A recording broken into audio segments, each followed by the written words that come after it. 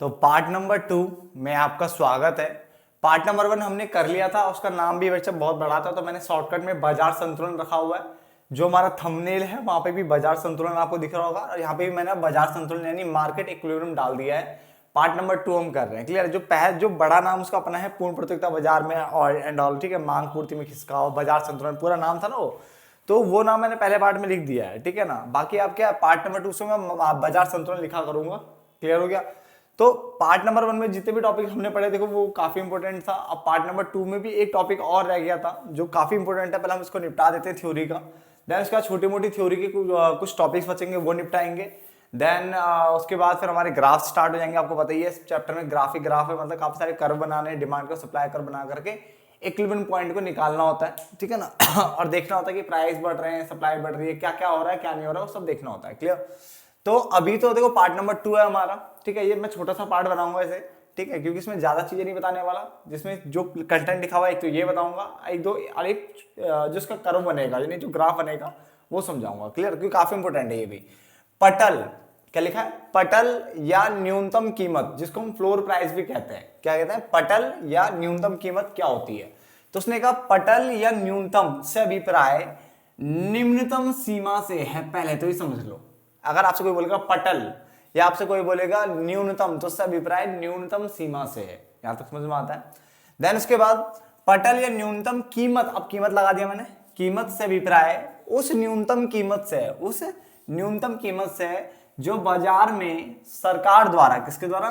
सरकार द्वारा किसी वस्तु के लिए निश्चित यानी निर्धारित की जाती है। क्लियर हो गया? आगे, अतः किसी वस्तु तथा सेवा की जो निर्धारित न्यूनतम सीमा होती है, जो किसी वस्तु तथा किसी सेवा की निर्धारित जो न्यूनतम सीमा होती है उसको निम्नतम निर्धारित सीमा कहते हैं। अब देखो उसके नाम देखो कितने सारे आ रहे हैं कंफ्यूजन मत होना।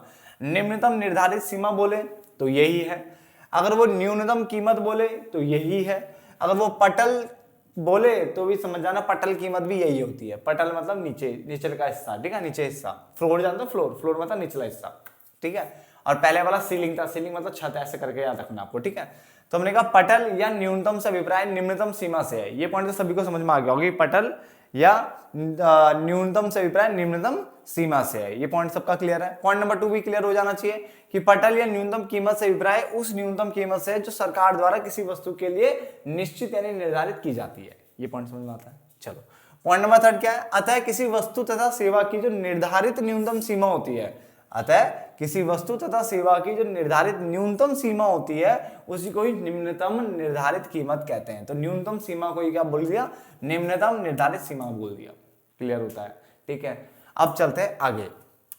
इस स्थिति में सरकार निर्धारित कीमत, जो सरकार द्वारा जो निर्धारित कीमत होती है, इस स्थिति में सरकार द्वारा निर्धारित कीमत संतुलित कीमत से अधिक होती है। ये पॉइंट बहुत इंपॉर्टेंट है बेटा, यहां पे समझो जरा, ठीक है। क्या कह रहा है कि इस स्थिति में सरकार द्वारा जो कीमत निर्धारित होती है वो संतुलित कीमत से अधिक होती है। इसका मतलब पहले वाला जो प्राइस सीलिंग था उसमें क्या था? संतुलित कीमत से वो क्या होता था? वो कम होता था, यानी जहां पे क्रॉस लगता था संतुलित कीमत निकलती थी उससे कम बनता था आपका प्राइस सीलिंग, यानी आपका जो उच्चतम वाला सीमा था, है ना। और ये जो है ना, ये संतुलित कीमत से अधिक बनेगा, यानी जहां पे क्रॉस लगेगा उससे ऊपर आएगा। ये पॉइंट समझ में आता है? इस कीमत पर बाजार पूर्ति जो है बाजार मांग से अधिक होती है, ठीक है। क्या होती है? अधिक होती है। अतः यह स्थिति अधिपूर्ति, यानी अधिपूर्ति मतलब पूर्ति अधिक है, या इसको ये बोल सकते हो अभावी मांग, यानी मांग जो है आपकी क्या हो रही है? यहाँ पे कम हो रही है। क्या हो रही है? कम हो रही है। इसकी स्थिति होती है ये जहां पर हम बोलते हैं बाजार पूर्ति ज्यादा है बाजार मांग से, यानी सप्लाई यानी एस जो है ग्रेटर देन है किससे? डी से। देखो समझने की कोशिश करो, मैं कोशिश तो मेरी भी यही है कि काफी सिंपल सी लैंग्वेज में आपको समझाऊं इस चीज को, ठीक है, ताकि कोई कंफ्यूजन ना रहे। चाहे आप बीकॉम बीए के बच्चे हो, चाहे आप 11th के बच्चे हो, ठीक है ना, ठीक है, कोई दिक्कत नहीं होनी चाहिए बच्चा। और जब बहुत सारे स्टेट में मैंने बोला है कि अभी माइक्रो कहीं कहीं जगह पे 12th में आ जाता है, एनआईएस से जो करते हैं उनको भी शायद 12th में पढ़नी पड़ती है कुछ टॉपिक्स, ठीक है ना। तो अगर पढ़ने पड़ते हैं तो प्लीज ध्यान से सुने मैं बोल क्या रहा हूँ, ठीक है, बिल्कुल ध्यान से सुनो। पटल या न्यूनतम से अभिप्राय न्यूनतम सीमा से है, ओके हो गया था। पटल या न्यूनतम कीमत से अभिप्राय उस न्यूनतम कीमत से है जो सरकार द्वारा यानी बाजार में सरकार द्वारा किसी वस्तु के लिए निश्चित की जाती है। यहां तक सबका ओके हो चुका था। यानी मैंने बोला अतः किसी वस्तु तथा सेवा की जो न्यूनतम जो निर्धारित सीमा होती है, क्या बोला? अतः किसी वस्तु तथा सेवा की जो निर्धारित न्यूनतम सीमा को ही क्या कहते हैं, को निम्नतम निर्धारित सीमा कहते हैं। ध्यान, मैंने कहा इस स्थिति में जो सरकार द्वारा जो निर्धारित कीमत होती है, इस स्थिति में सरकार द्वारा जो निर्धारित कीमत होती है वो संतुलित कीमत से क्या होगी, अधिक होगी। और इससे पहले वाले केस में संतुलित कीमत से क्या था, वो कम था। क्लियर हो गया। इस कीमत पर बाजार पूर्ति यानी जो आपका जो एस होगा, सप्लाई कर्व होगा, वो मांग से क्या, बाजार मांग से क्या होगा, अधिक होगा। ये पॉइंट आपको याद रखना है। क्लियर हो गया। यानी यह स्थिति अधिपूर्ति बोल सकते हो, अधिपूर्ति या अभावी मांग, अभावी मतलब कम, ठीक है ना। तो अभावी मांग की क्या स्थिति होती है, जहां पे बाजार पूर्ति ग्रेटर देन होती है बाजार मांग। आप ऐसे लिख सकते हो एस ग्रेटर देन डी। यहां तक ओके हो जाना चाहिए। चलो अधिकतर देशों में सरकार जो है कृषि पदार्थों जैसे विशेषकर अनाज के लिए न्यूनतम कीमत क्या करती है, निश्चित करती है। अधिकतर देशों में सरकार जो है न्यूनतम कीमत वाला जो कॉन्सेप्ट है वो किसके लिए लेके आई है, वो लेके आई है कृषि पदार्थों के लिए, यानी विशेषकर अनाज के लिए न्यूनतम कीमत निश्चित करती है।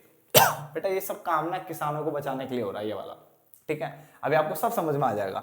फिर आप ना एक किताब में एक टॉपिक पढ़ते हो समर्थन कीमत, जिसको सपोर्ट प्राइस बोला जाता है। बेटा क्या बोला जाता है, सपोर्ट प्राइस, समर्थन कीमत। तो ये क्या होता है, फिर बच्चे बोलते हैं भाई ये क्या चीज है, ये बहुत अलग अलग पढ़ाते हैं बहुत सारे टीचर। देखो अलग अलग तो कुछ नहीं, लगभग दोनों सेम ही है, ठीक है। क्या है, सेम ही है। देखो पढ़ के समझते हैं। देखो यह सरकार द्वारा किसानों को उनके उत्पादन की खरीद के लिए यह सरकार द्वारा किसानों को कौन दे रहा है, सरकार दे रही है। किसको दे रही है, किसानों को दे रही है। उनके उत्पादन की खरीद के लिए न्यूनतम मूल्य प्रदान करने की नीति है। समझ लो पहले तो, यह सरकार द्वारा किसानों को उनके जो उत्पादन की जो खरीद है, यानी जब सरकार उनका उत्पादन खरीदती है, ठीक है, तो उनके लिए जो न्यूनतम मूल्य है कि कम से कम इतना तो भाई किसानों को मिलना चाहिए, ठीक है, तो उसी नीति को क्या कहते हैं, सपोर्ट प्राइस पॉलिसी कहते हैं, न्यूनतम समर्थन कीमत नीति कहते हैं, समर्थन कीमत नीति कहते हैं। नीति भी लिख सकते हो चाहे तो आगे, तो इंग्लिश में सपोर्ट प्राइस पॉलिसी हो जाएगा अगर आप नीति लिखते हो वहां पे तो, ठीक है ना। आगे इस कीमत का अभिप्राय यह भी है कि सरकार किसानों के सारे अधिक उत्पादन को, यानी जो उत्पादन अधिक हो चुका है उस उत्पादन को स्वयं खरीदने के लिए क्या वचनबद्ध है। यानी सरकार बोल रही है कि टेंशन मत लो, जो तुम्हारा अधिक उत्पादन है, जो तुम्हारा उत्पादन हुआ है उसको मैं खरीदूंगी, मैं वचनबद्ध हूं, मैं आपको भरोसा दिलाती हूं कि मैं आपका सारा उत्पादन खरीदने को तैयार हूं, यदि किसानों को, वो भी कब, जब यदि किसानों को खुले बाजार में, यानी जो ओपन मार्केट है, जो मार्केट चल रही है, में उत्पादन की न्यूनतम कीमत प्राप्त नहीं हो पाती, यानी जो किसान है वो बाजार में गया, उसको सही कीमत प्राप्त नहीं हो पा रही है, तो ऐसी स्थिति में सरकार उनको भरोसा दिला रही है कि तुम्हारा उत्पादन मैं खरीदूंगी, जो भी एक्स्ट्रा रह गया, और आपको क्या है, जो भी मिनिमम प्राइस है आपको मिल जाएगा, ठीक है ना। आगे चलते हैं। अतः न्यूनतम कीमत ही समर्थन कीमत भी है। देखो मैंने लिख दिया यहाँ पे पॉइंट, आपके लिए बिल्कुल अच्छा हो जाएगा। एक नंबर में भी आएगा तो भी अच्छा है, बड़ा आएगा तो भी अच्छा है, ठीक है ना। तो न्यूनतम कीमत ही समर्थन कीमत भी है, तो न्यूनतम कीमत ही समर्थन कीमत भी है। अर्थात ये बहुत इंपॉर्टेंट लाइन है जो कि सबको पता होनी चाहिए, समर्थन कीमत में न्यूनतम कीमत शामिल होती है। इसका मतलब समर्थन कीमत में न्यूनतम कीमत शामिल होती है, तो बड़ा तो ये हो गया। ये अधिकतर बच्चों को नहीं पता होती है लाइन, चाहे तो ट्राई कर लेना अपने दोस्तों से पूछ के कि दोनों में से बड़ा कौन है। बहुत सारे बोलेंगे एक जैसा है, एक ही है, ठीक है, वैसे तो वो एक ही है। तो मैंने भी लिखा है कि अतः न्यूनतम कीमत ही समर्थन कीमत भी है, बट अगर देखा जाए तो समर्थन कीमत में न्यूनतम कीमत शामिल होती है, यानी इस कीमत में ये कीमत शामिल होती है। समझ में आ गया। मैं एक बार इसको भी रिपीट कर देता हूं, ये तो ऑलरेडी ओके हो चुका था। यह सरकार द्वारा किसानों को उनके अनाज की जो उनका अनाज है, जो उत्पादन है, उनकी खरीद के लिए न्यूनतम मूल्य प्रदान करने की नीति है। पहला पॉइंट ये बताया मैंने। दूसरा, इस कीमत का अभिप्राय यह भी है कि सरकार किसानों के सारे जो अधिक के उत्पादन है को स्वयं खरीदने के लिए क्या वचनबद्ध है, भरोसा दिला रही कि मैं तुम्हारा उत्पादन खरीदूंगी जो भी एक्स्ट्रा हुआ है, यदि किसानों को खुले बाजार में उत्पादन की न्यूनतम कीमत प्राप्त नहीं होती है तो, ठीक है। अतः न्यूनतम कीमत ही समर्थन कीमत भी है, और समर्थन कीमत में न्यूनतम कीमत शामिल होती है। समझ में आ गया। तो बड़ा कौन है, समर्थन कीमत। साथ देगा समर्थन कीमत में न्यूनतम कीमत शामिल होती है, ठीक है। यहां तक ओके हो गया। फटाफट से नोट डाउन कर लो। अब बेटा इसके ऊपर ना कोई किसी प्रकार की कोई वो नहीं होनी चाहिए कि हमें ये समझ नहीं आया या फिर कोई दिक्कत हो गई टॉपिक में। काफी टाइम लगाया मैंने इस वाले पॉइंट पे। अब आगे देखिए ध्यान से बेटा, देखो मैंने ये कर्व के लिए स्टार्टिंग कर दी है, ग्राफ बनाने वाला हूँ। यहाँ पे मैंने मात्रा यानी क्यू यानी क्वांटिटी ली है बेटा मैंने यहाँ पे कीमत यानी पे लिया है, ठीक है। सबसे पहले जैसा हमने उसमें किया था, ये आपका डिमांड कर्व हो गया, ठीक है ना। D D. आप स्केल का यूज करोगे, मैं हर बार बोलता हूँ ये लाइन, ठीक है, फिर भी भूलना मत, बहुतों पे स्केल ही नहीं होता, दिक्कत ये है, ठीक है। ये आपका सप्लाई कर्व है, जहां पे कट किया ये प्राइस हो गया, ये क्वांटिटी हो गया, और ये आपका इक्विलिब्रियम पॉइंट हो गया। यहां तक तो कोई दिक्कत नहीं। ये कौन सा पॉइंट हो गया? इक्विलिब्रियम पॉइंट, यानी संतुलन की अवस्था हो गया, ठीक है। यहां तक बनाइए फटाफट से। सप्लाई कर्व, डिमांड कर्व और इक्विलिब्रियम की वो जो अवस्था है उसको दिखाइए वहां पे।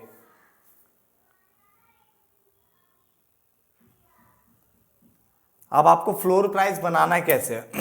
फ्लोर प्राइस क्या बताया था? जो सीलिंग प्राइस था वो तो नीचे आया था, इक्विलिब्रियम प्राइस से नीचे होता था वो, और ये क्या होगा? इक्विलिब्रियम प्राइस से क्या होगा? ऊपर होगा। तो सपोज करो यहां पे है, ठीक है, इस तरह से आप दिखा सकते हो इसको,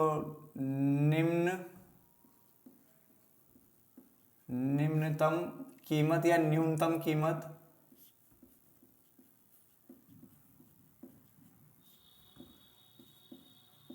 ठीक है, जिसको इंग्लिश में क्या कहते हैं? Floor price. साथ साथ में बनाइए, निम्नतम कीमत यानी क्या हो गया? न्यूनतम क्या? फ्लोर प्राइस हो गया।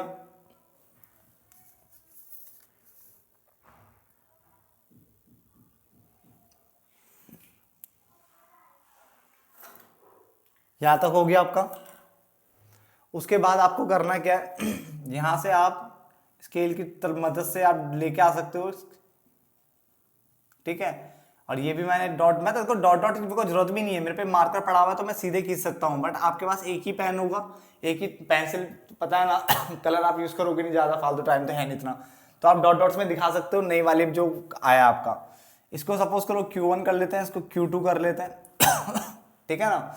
आप चाहे तो इनको भी पॉइंट दे सकते हो, अगर आपका मन हो तो आप इनको भी पॉइंट दे सकते हो। जैसे सपोज करो मैं इसको A दे देता हूं, इसको B दे सकते हो आप, है ना, वो आपकी मर्जी है। ये हो गया। अब करना क्या है? अगर आप ध्यान से देखोगे तो सप्लाई देखो Q से Q1 चला गया, सप्लाई बढ़ गई है, सप्लाई पे ज्यादा की तरफ चला गया। डिमांड में कहा गया है? पीछे की ओर आ गया, डिमांड में पीछे की ओर आ गया। और थोड़ा ध्यान से देखें तो बेटा यही जो गैप है, यहां से लेकर के यहां तक का जो गैप है, A से B का गैप है, यही आपका क्या है? जो आप बोल सकते हो पूर्ति जहां पे अधिक हुआ है ना, वो इसी जगह पे अधिक हुआ है। क्या हुआ है? पूर्ति जो अधिक हो रही है वो इसी जगह पे अधिक हो रही है, ठीक है ना। तो आप चाहे तो लिख सकते हो यहाँ पे, आपका जो E है वो संतुलन है, संतुलन, ठीक है, की स्थिति को दिखा रहा है, संतुलन की स्थिति को दिखा रहा है। ए पॉइंट हो गया। ठीक है ना। जब आपको जो सप्लाई जो है Q से Q1 हो गई, इसका मतलब सप्लाई बढ़ गई है, ठीक है। और जो Q से Q2 हो गया यहां से इधर की तरफ, इससे मतलब क्या हुआ? डिमांड क्या हो गई आपकी? कम हो गई है, ठीक है ना। और ये जो ए बी पॉइंट है आपका, ए बी जो आपका दिखा रहा है, पूरा ए बी हो गया है, ठीक है ना, ठीक है। या फिर बोल सकते हो आप Q1 से Q2 और Q1 जो दिखा रखा है, Q2 और Q1 जो है ये वाला, इनका जो गैप है ये आपको क्या दिखा रहा है? पूर्ति आधिक्य, पूर्ति आधिक्य, यानी यहां पे पूर्ति ज्यादा हो चुकी थी इस केस में, ठीक है। पूर्ति क्योंकि आगे की तरफ है, ठीक है ना। क्या है? पूर्ति अधिक है, इसका मतलब सप्लाई ज्यादा है, डिमांड क्या है? कम है, ठीक है ना। इस तरह से तो समझ लो एक बार और। पहले मैंने क्रॉस लगाया, E यानी मेरा इक्विलिब्रियम पॉइंट आ गया, इससे ऊपर रखूंगा तो न्यूनतम कीमत वाला कॉन्सेप्ट आ जाएगा, इससे नीचे रखूंगा तो सीलिंग प्राइस यानी उच्चतम कीमत वाला कॉन्सेप्ट आ जाएगा, ठीक है। यहाँ पे देखो सप्लाई आगे निकल चुका है, तो सप्लाई ज्यादा है, डिमांड कम है, तो पूर्ति आधिक्य की स्थिति दिखा रहा है ए और बी, ये वाला केस समझ में आ गया? पूर्ति आधिक्य, ठीक है ना। पूर्ति क्या हो गया? Q से Q1 हो गया है, और जो मांग है वो Q से Q2 हो गया। ये सब जो मैं बोल रहा हूँ ना, ये लिखना है आपको वहां पे इसके नीचे, ठीक है। ग्राफ को हमेशा आपको एक्सप्लेन करना पड़ेगा, मैं बार बार बोल रहा हूँ। अगर आपको पूरे नंबर इकोनॉमिक्स में चाहिए तो हर ग्राफ को आपको एक्सप्लेन करना पड़ता है, अगर आप बनाते हो तो। क्लियर हो गया ना। अगर मैं 1 मिनट की अगर एक्सप्लेनेशन अगर यहाँ पे दूं, थोड़ा सा दोबारा से आपको हिंट दूं, तो क्या बोलूंगा कि उपरोक्त चित्र में या उपरोक्त ग्राफ में एक्स अक्ष पर मात्रा को दिखाया गया, वाई अक्ष पर कीमत को दिखाया गया। डी मांग वक्र को और एस जो है पूर्ति वक्र को प्रदर्शित कर रहा है या दर्शा रहा है, ठीक है। जहां पर ये एक दूसरे को काटते हैं वहीं पे क्या आता है? संतुलन की अवस्था उत्पन्न होती है, यानी संतुलन बिंदु होता है, संतुलन बिंदु भी लिख सकते हो आप, ठीक है ना। उसके बाद न्यूनतम कीमत वो कीमत होती है जो कि क्या है? संतुलन की जो अवस्था होती है उससे ऊपर तय की, मतलब ऊपर दिखाई जाती है, तो ऊपर तय होगी, संतुलन कीमत से ऊपर होती है, ऊपर कर दिया। अब इसमें इसके अंतर्गत देखो जो सप्लाई है वो Q से Q1 हो गई अर्थात बढ़ गई है, और जो डिमांड है Q से Q2 हो गई है अर्थात कम हो गई है। ठीक है, जिसे AB द्वारा दिखाया जा सकता है, AB या Q1 Q2 को द्वारा दिखा सकता है कि ये पूर्ति आधिक्य को दर्शा रहा है। ठीक है, बस बात खत्म। इतना कुछ जो भी बना के लिख सको बनाने की कोशिश करो, बस मैं बोल रहा हूँ। अगर आप बनाने की कोशिश करोगे आपको नंबर मिलेंगे, गारंटीड है। अगर बनाने की कोशिश नहीं करोगे, डरोगे, तो कोई वो नहीं है। ठीक है ना, मैं दोबारा बोलो, बनाने की कोशिश करो, आपको औरों से आगे निकलना है। ठीक है ना, बनाने की कोशिश क्या करो। ठीक है, तो यहाँ पे मैं इस पार्ट को यहीं पे खत्म कर रहा हूँ क्योंकि ये मेन था, खत्म हो गया यहाँ पे। अब ठीक है, इसे आगे बढ़ाते हैं, जो छोटे छोटे कॉन्सेप्ट रह गए, और जो ग्राफ है ना वो भाई वो बनाने में भर भर के आओ। ठीक है ना, तो मिलते हैं पार्ट नंबर 3 में, जहां तक ये चैप्टर ये वाला पार्ट आपको समझ में आ गया होगा। ठीक है ना, धन्यवाद दोस्तों।